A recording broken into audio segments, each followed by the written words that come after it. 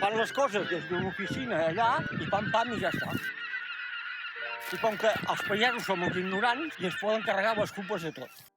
Tant control, fan control com l'administració. A mi ben controlen tot. No em sap greu que ho controlen. Però si ho fan amb una cosa, que ho facin amb tot, no només a mi. Això jo no ho havia vist mai.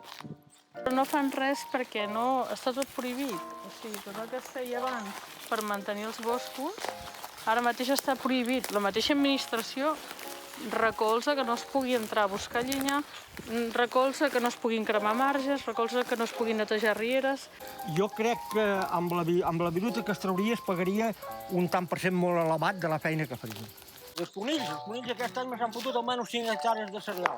Jo considero que està bé que per exemple, que no es puguin cremar marges qualsevol, que vingui un senyor que no hi entén res, foti foc i faci molt. Però ja que no quedem gent que més o menys sabem com ho fèiem abans, podrien muntar una assessoria de tècnics per dir, oita, és temps de netejar els marges.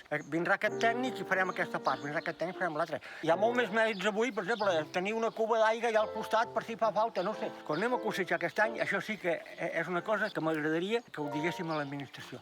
A sobre una cossejadora, 4 ensufetadores d'aquestes que hi van 12 litres d'aigua per apagar un foc d'una cossejadora. Senyor Déu meu, com podeu fer aquestes tonteries? Amb una màquina d'ensufetar, què collons vols apagar d'una cossejadora? I a més, 4 màquines, una persona que és el que porta la màquina, com els farà anar? Hi ha coses que no els entenc. No, en sèrio, el meu cap deu ser tan petit.